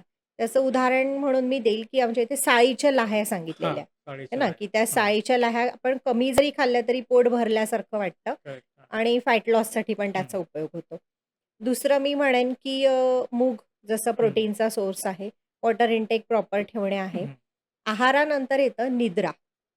ओके. की तुमची झोप किती तुम्ही शांत म्हणजे तुम्ही हं. 10-12 तास झोपत आहे त्याला महत्त्व नाही आहे. हां. तुम्ही जे 7-8 तास झोप घेताय पण दॅट इज पीसफुल की तुम्हाला सकाळी उठल्यावर माझी झोप पूर्ण झाली आहे आणि शांत वाटतं आहे, अशी तुमची झोप व्हायला पाहिजे. ओके. आणि ती होत असते रात्रीच्या पहिल्या अवरमध्ये म्हणजे 10 ते समजा हं. 2-2:30 वाजेपर्यंतची जी स्लीप असते दॅट हां. Is deep sleep. ओके. ती त्यावेळेलाच तुम्ही घ्यायला पाहिजे. ठीक आहे. तर ही आहार आणि निद्राचं हं. नियमन करा.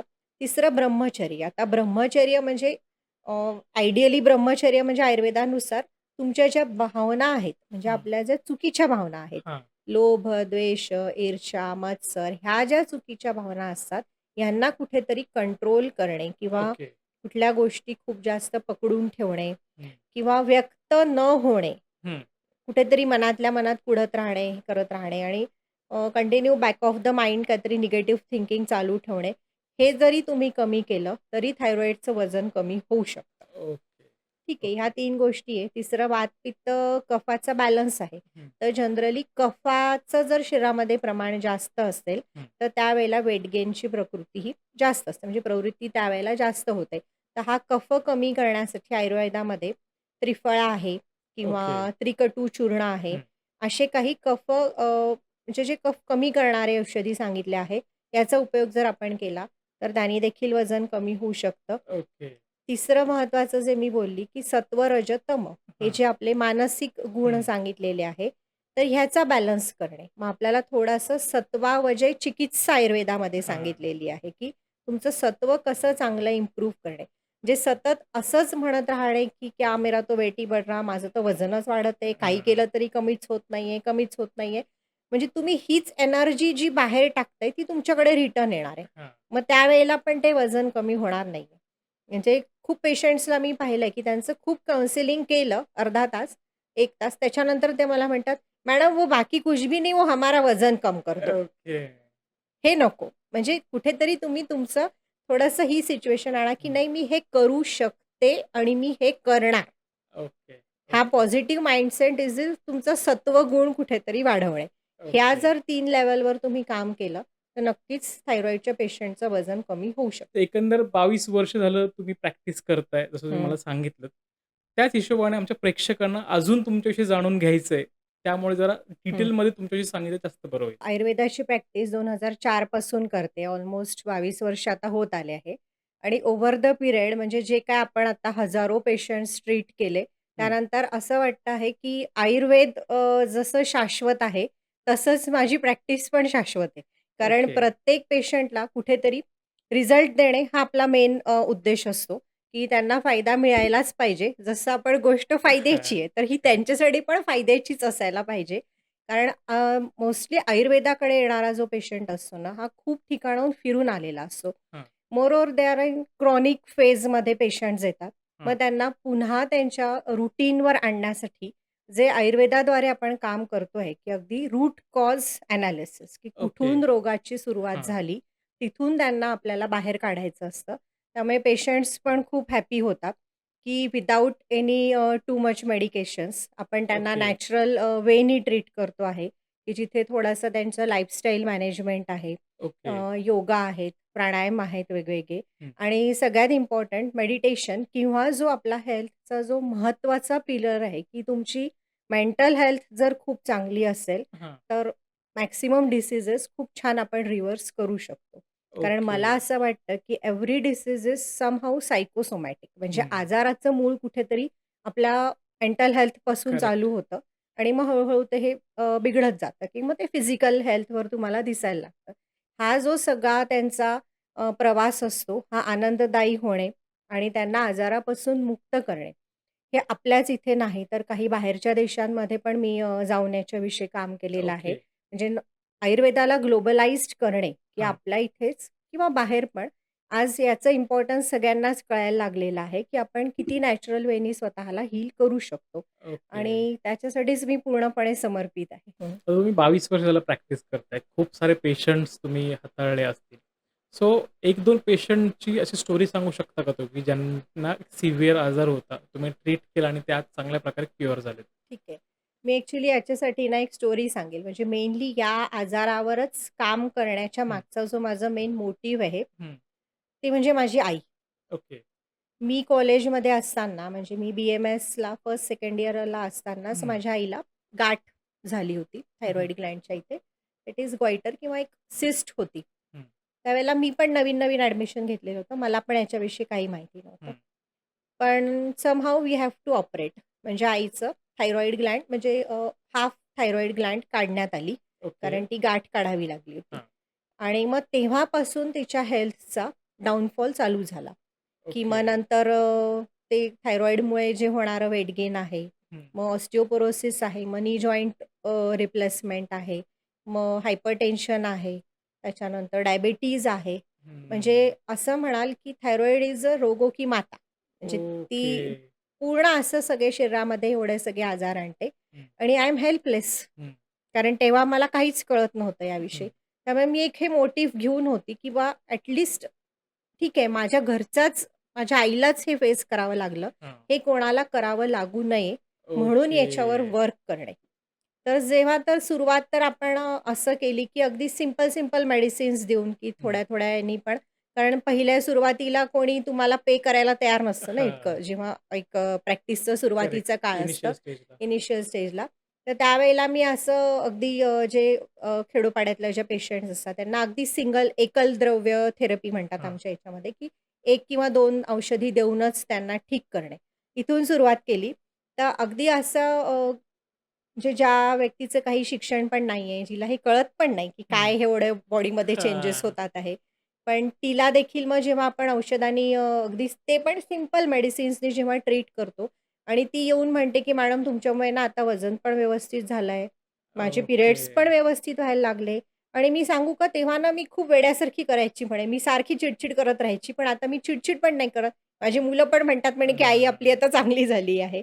हा एक वेगळा आनंद असतो, की जेव्हा तुम्ही पेशंटला तिच्या या डे टू डे लाईफमध्ये हं. येणाऱ्या अडचणींपासून दूर करता आणि ती जेव्हा येऊन तुम्हाला एक पैशापेक्षा पण जे तुम्हाला एक छान फीडबॅक देते ना, हां. हा एक मनाला सुखवणारा असतो आणि दॅट टाईम मला एक खूप मोठं सॅटिस्फॅक्शन मिळतं, की जे आपण नाही आईच्या बाबतीत करू शकलो, पण मी अशा असंख्य आयांना तर ठीक करू हां. शकते, की करेक्ट. मी त्यांच्यापर्यंत पोहोचू शकते किंवा हं. त्यांना या मेडिसिनमधून बाहेर आणू शकते आणि अगदी असे हजारो पेशंट आहे, की ज्यांनी अगदी 15 दिवसामध्ये 4 किलो वजन कमी केलं. ओके. खूप सारं जे म्हणजे वर्षोनवर्षापासून जे थायरॉईडचे मेडिसिन्स घेत होते, हं. ते आज अगदी मिनिमम डोजवर किंवा विदाऊट एनी मेडिसिन्स देखील ठीक झालेले आहेत. ओके. अशा पण आपल्या पेशंट्सच्या खूप स्टोरीज आहेत. म्हणजे there are unending stories. Okay. So आता आपण शेवटाकडे येऊयात. सध्या आपण बघतोय, की मोबाईलचे जे गॅझेट आहे, तो आपल्या शरीराचा एक भाग असल्यासारखा आपण वापरतो. हं. सो तो आत्ता इतक्या प्रमाणात वापरला जातोय, त्याने शरीरावर काय परिणाम होत आहेत? जरा त्याविषयी सांगा? मोबाईलचा जो वापर आहे ना, म्हणजे ॲक्चुअली आहे खूप छान गोष्ट ती, हं. की जी तुम्हाला आयुष्यामध्ये खूप काही चांगलं पण देऊ शकते. हां. But how we are using म्हणजे आपण त्याचा वापर कसा करतोय हे महत्त्वाचं आहे. प्रत्येक वेळेला अगदी एक आई जशी बाळाला सारखं चेक करत असते किंवा सू केली का, शी केली का, हां. तसं तो मोबाईल चेक करण्याची गोष्ट नाही आहे, करेक्ट. की मी दिवसभरामध्ये त्याचा एक लिमिटेड पिरियड ठेवला पाहिजे, की हं. त्यावेळेला मी हे बघते आहे किंवा पाहते आणि त्यावेळेला पण मी काय कंटेंट घेते आहे, हं. That is more important. आणि ह्यामुळे त्याचे जे काही जे खूप जास्त वापर करतात आहे किंवा रात्री खूप जणांना तुम्ही बघितलं असेल लाईट वगैरे बंद करून नुसतं मोबाईल हां. 2-2, 3-3 तास पाहत राहतात. यावेळेला काय होतं ना, की मेलाटोनिन नावाचा एक हार्मोन असतो आपल्या हं. शरीरातला, की जो आपल्याला झोपेसाठी इम्पॉर्टंट आहे, की म्हणजे हां. मला एक ड्राउझीनेस यायला किंवा निद्राकडे जायला हं. तो मेलाटोनिन आवश्यक असतो. हं. आणि त्या मेलाटोनिनला काय पाहिजे असतो, की एक अंधार किंवा एक माहोल हां. झोपेचा. ते जेव्हा त्याला मिळेल तेव्हाच तो मेलाटोनिन ॲक्टिव्ह होतो. हां. पण तो जर त्याला मिळाला नाही, सतत तुमच्या डोळ्यासमोर एक ब्लू लाईट आहे लाईट येतं. किंवा हां. एक लाईट येतोय आणि ओव्हरऑल तुम्ही पूर्ण अंधार आहे आणि तो फक्त लाईट तुमच्या फेसवर हं. येतो आहे. त्यावेळेला सगळ्यात पहिला इफेक्ट तो तुमच्या ब्रेनवर होतो. ओके. तुमचा मेलाटोनिन डिक्रीज व्हायला चालू होतो. मग अनिद्रा आहे किंवा झोप न येणे आहे, चिड आहे ओके. किंवा हार्मोनल इम्बॅलन्स आहे, हे सगळं चालू होतं. दुसरं इट इज जो हा ब्लू लाईट आहे, यानी एजिंग इतकं जास्त फास्ट होतं, की जे डोळ्याखाली डार्क सर्कल्स आहे, ओके. त्याच्यानंतर रिंकल्स आहे, मेलेझमा. आज वांग तुम्हाला अगदी एक नंतर एका पेशंटला चेहऱ्यावर वांग दिसेल. तर या वांग होण्याच्या मागे पण हे एक कारण आहे, की ओके. सतत त्या ब्लू लाईटच्या ह्याच्यामध्ये राहणं. त्यानंतर काही लोकं अगदी जेवताना, उठताना, बसताना सगळ्या वेळेला तो हं. मोबाईल बघतात आहे. त्यामुळे जे काम आपण करतोय, समजा मी हं. जेवण करते, तर माझं पूर्ण लक्ष माझ्या आहाराकडे असलं पाहिजे ना. हां. तरच ते माझ्या सिस्टमपर्यंत जाणार. कारण ते करेक्ट. फक्त इथून इथे जाण्याची ती प्रोसेस नाहीये. नाही. कुठेतरी त्याच्यात इथली पण इन्व्हॉल्वमेंट आहे. म्हणजे करेक्ट. तुमच्या ब्रेनपासून ते जाणार आहे. हं. ती बिघडते. डायजेस्टिव्ह प्रॉब्लेम्स तुम्हाला होणार आहेत. त्यानंतर जे सगळ्यात म्हणजे काय म्हणता येईल शॉकिंग असं, की हं. इन्फर्टिलिटीच्या ज्या केसेस आहे, ओह! की मूल न होणे यामागे देखील हा मोबाईल आहे. की बरं. जर तुम्ही नवरा-बायको सोबत आहे, तर दोघंही जण आपापल्या मोबाईलमध्ये गुंतलेले आहे. हं. जो एकमेकांशी संवाद व्हायला हवा, जो एकमेकांशी जी जवळीक व्हायला हवी, हं. ती न होता तुम्ही ते काम देखील एक मेकॅनिकल वर्क केल्यासारखं हां. करता आहे without any emotions, without any mental involvement. हां. कारण मी दोघंही जण आपापल्या मोबाईलमध्ये करेक्ट आहे. बिझी आहे. मग आपण हा विचार करायला पाहिजे, की इथपासून तर इथपर्यंत हां. जर मला म्हणजे माझ्या न्यूरोलॉजिकल सिस्टममध्ये, माझ्या डायजेस्टिव्ह सिस्टममध्ये, माझ्या ओव्हरऑल इम्युनिटीमध्ये, माझ्या ओव्हरऑल रिप्रोडक्टिव्ह सिस्टममध्ये जर हा मोबाईल गडबड करतोय, हां. तर मी याचा वापर कसा करायला हवा? आता आपण बघतो, की नॉर्मली काही पेन झाला, डोकं दुखलं किंवा अंग दुखत असेल, तर आपण एक हं. पेन किलर घेतो आणि काही तासात आपला पेन गायब होतो. सो ते पेन किलर घेणं खरंच चांगलं आहे का? पेन किलर्स घेणं इतकं जास्त डेंजरस आहे आणि मी इंडियामध्ये तर म्हणजे आपल्या इथे नियम खूपच कमी फॉलो केल्या जातात ना. हां. म्हणजे डॉक्टरांच्या प्रिस्क्रिप्शन्स शिवाय मेडिकलमध्ये जाऊन आज माझं डोकं दुखतंय, आज माझा खांदा दुखतोय, आज माझी कंबर दुखते. मेडिकलवाला एक गोळी देतो, की जी हं. ऑलमोस्ट ऑल टाईम पेनकिलर असते. हां. त्याच्यामध्ये डायक्लोफिनॅक नावाचा कंटेंट असतो, की जो तुम्ही घेतला, तर तो तुमच्या डायरेक्टली लिव्हरमधून डायजेस्ट होऊन जाणार आहे. आणि मी ओके. असे पण पेशंट बघितलेले आहे, की जे सकाळ, संध्याकाळ, दुपार अशा 3-3 वेळेला हो. डायक्लोफिनॅक सारख्या गोळ्या अगदी खात असतात आणि मग काही दिवसांनी रेझिस्टन्स येत असतो. म्हणजे हं. तुम्ही एखादी जर टॅबलेट सारखं तीच कन्झ्युम करत आहे, तर त्या डोसचा बॉडीला रेझिस्टन्स येऊन जातो, की त्या डोस चं मग ती कामच नाही करत. मग ओके. त्याच्यापेक्षा जास्त प्रमाणात असं ती घ्यावी लागते. हं. मग जेव्हा हा असा रेझिस्टन्स वाढत जाईल, तुम्ही दिवसाला अनेक वेळेला ह्या गोळ्या घेत जाल. इट हे डायरेक्टली लोड तुम्ही तुमच्या किडनी आणि लिव्हरवर टाकता आहे. हो. कारण हे सगळं डायजेस्ट होऊन याच्यातलं जे घाण आहे ही शरीराच्या बाहेर फेकायची आहे. तर ती काम सगळं किडनीला आणि लिव्हरला करावं लागतंय. करेक्ट. दे आर क्राईंग की हं. मला वाचवा, असं घेऊ नका. हां. पण आपण ऐकत नाही. आपण फक्त हेच बघतो, की माझं आज हे दुखतंय. मी आत्ता गोळी घेतली, मला बरं वाटलं. बस. पण तुम्ही हां. कुठेतरी तुमच्या ओव्हरऑल लिव्हर आणि किडनी हेल्थला खराब करताय. तर कृपा करून कोणत्याही मेडिकलमधून स्वतःच्या मनाने असे पेनकिलर्स घेऊ नका. Okay, okay. पण मग हं. अर्थात समजा पेन किलर घेतोय, तर दुखतंय म्हणूनच घेतोय. जसं डोकं असेल किंवा अंग असेल. हं, समजा आपण डोक्याचा विचार करू, डोकं समजा दुखतंय, तर हं. एक्झॅक्टली बॉडीमध्ये काय चेंजेस होतात जेणेकरून डोकं दुखायला लागतं? जेव्हा डोकं दुखतंय ना, it is the last sign of your body. पण त्याच्या आधी कुठेतरी त्याचे जे मायनर सिम्प्टम्स असतात, हे हं. शरीरात यायला सुरुवात झालेली असते. सगळ्यात पहिलं रिझन मी हेडेकच्या मागे देईल, की डायजेस्टिव्ह सिस्टम अपसेट असणे. ओके. कुठेतरी कॉन्स्टिपेशन आहे किंवा खूप जास्त ॲसिडिटी आहे. हां. म्हणजे पचनाची क्रिया बरोबर नाही आहे. त्यावेळेला हा हेडेक असू शकतो. काही वेळेला मायग्रेन रिलेटेड हा हेडेक असतो. ओके. त्यानंतर काही वेळेला नेक स्टिफनेस असतो लोकांना बऱ्याच हे स्पॉन्डिलोसिस आहे हं. किंवा नेक स्टिफनेसमुळे पण हेडेक असू शकतो. कानाच्या प्रॉब्लेममुळे हेडेक असू शकतो. ओके. कानामध्ये जर काही इन्फेक्शन आहे त्यामुळे हेडेक होतो. अगदी एक दात किडलेला आहे, दाढ दुखते त्याच्यामुळे देखील हेडेक असू ओके. शकतो. मग मला सांगा, की या सगळ्या एवढ्या अनगिनत कारणं आहे या हं. हेडेकच्या मागे. बरोबर आहे. मग प्रत्येकासाठी एकच गोळी? एकच गोळी. It is not possible. Correct. कुठेतरी तुम्ही रूट कॉज ओळखा आणि ते ट्रीट करून मग मेडिसिन घ्या. हं. स्वतः आपण मॅडम शेवटच्या प्रश्नाकडे येऊयात, हं, की समजा एखाद्या स्त्रीला पी-सी-ओ-डी असेल, हं, तर भविष्यात प्रेग्नन्सी व्हायला त्रास होऊ शकतो असं म्हणतात. तर ते हं. खरं आहे का? हो, नक्कीच खरं आहे आणि सध्या इन्फर्टिलिटीचे जे पेशंट्स वाढले आहे किंवा मूल न होणे हा जो प्रमाण वाढलेला आहे, त्यामागे कुठेतरी पी-सी-ओ-एस आणि पी-सी-ओ-डीच आहे. ओके. मग हे थोडंसं प्रत्येक मुलीनी जागरूक व्हावं यासाठी. कारण त्या स्टेजला तेवढं मॅच्युरिटी नसते. हं. पण जेव्हा मग ही गोष्ट आपल्याला फेस करावी लागते, की तुम्हाला इन्फर्टिलिटीचं ट्रीटमेंटसाठी जेव्हा डॉक्टरांकडे चक्रा कराव्या हां. लागतात, त्यावेळेला जाणवतं, की मी पहिले किती चुका केलेल्या होत्या. So be aware. सो आत्ता मॅडमनी खूप सुंदर अख्खा टॉपिक एक्सप्लेन केलेला आहे. थायरॉईड असो किंवा पी-सी-ओ-डी असो किंवा चहा पिला पाहिजे का नाही पिला पाहिजे, पेनकिलरची गोळी खाल्ली पाहिजे का नाही खाल्ली पाहिजे. या सगळ्या मुद्द्यांवरती खूप छान एक्सप्लेनेशन दिलंय. तुम्हालाही असं वाटतंय की तुमच्या आयुष्यात काहीतरी प्रॉब्लेम आहे. दुखतंय पण रिपोर्ट नॉर्मल आहेत. काय आजार झाला हे कळत नाहीये. तुम्ही मॅडमशी नक्की कन्सल्ट करू शकता. आत्ता स्क्रीनवरती नंबर दिसतोय. तुम्ही WhatsApp करा किंवा मॅडमला फोन करा. मॅडम तुम्हाला नक्की कनेक्ट करतील. सो मॅडम आता आपण थांबूयात. तुम्ही खूप सुंदर मार्गदर्शन केलं. त्याबद्दल तुमचे खूप खूप आभार. Thank you. येस. तुम्हाला जर हा पॉडकास्ट आवडला असेल तर लाईक, शेअर आणि सबस्क्राईब करायला विसरू नका. भेटूयात पुढच्या पॉडकास्टमध्ये एका नवीन विषयासह. नमस्कार.